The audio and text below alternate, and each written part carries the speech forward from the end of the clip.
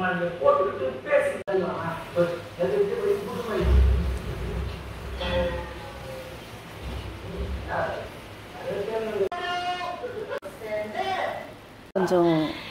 இது பண்ணி நல்லா உருண்டை உருண்டையாக உருட்டியும் வச்சு அவ்வளோதான். இந்த கையில் ஒட்டாது. இந்த மாதிரி ஒரு உருண்டை சாப்பிட்டு வந்தோன்னா உடம்பு நல்லா ஸ்ட்ராங்காக இருக்கும். இது பிரசவம் குழந்தை இவ்வளோ தான் சாப்பிட்ணும் ஒரு நாளைக்கு. இது காமனாக வந்து லேகியம் மாதிரி எல்லாருக்கும், பசங்களுக்கு எல்லாருக்கும், பெரியவங்க எல்லாம் சாப்பிட்ற மாதிரி நான் ரெடி பண்ணி வச்சுருக்கேன். இதில் 2-3 இன்க்ரீடியன்ட் சேர்க்கலாம். அது நான் சேர்க்கலை. அதாவது வந்து குழந்தை பிறந்தோடனே டெலிவரி ஆனோன்னா இதை வந்து புல்லப்பரப்பு லேகியம் மாதிரி கொடுப்பாங்க. இதை கொடுத்தா குழந்தைக்கு நல்லா பால் ஊறும். அப்புறம் உடம்புல இருக்கிற அழுக்கெல்லாம் சுத்தம் செஞ்சிடும். அவங்களுக்கு நரம்பெல்லாம் கொஞ்சம் குழந்தை பிறந்தோன்னா நரம்பெல்லாம் கொஞ்சம் ஸ்ட்ராங் ஆகிறதுக்காக இந்த லேகியம் கிண்டி கொடுக்கறது. இதில் 2-3 சேர்க்கலை நான். பட் ஆனால் இந்த லேகியம் வந்து எல்லாரும் வீட்டில் எல்லோரும் சாப்பிட்றதுக்காக இது கிண்டி வச்சுருக்கேன்.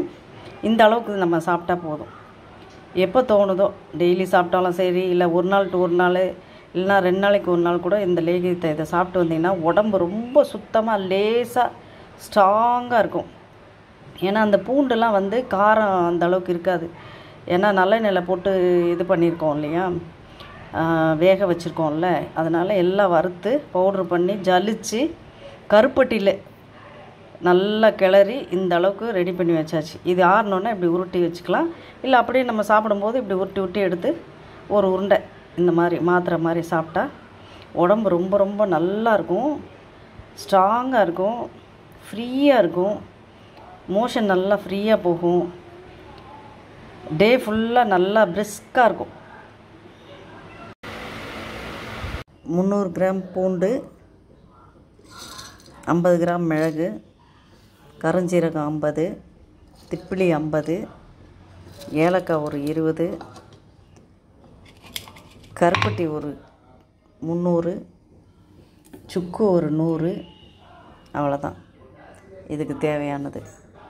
பூண்டுக்கு எவ்வளோ பவர் இருக்கோ அதே பவர் இந்த ஏலக்காவுக்கும் இருக்குது.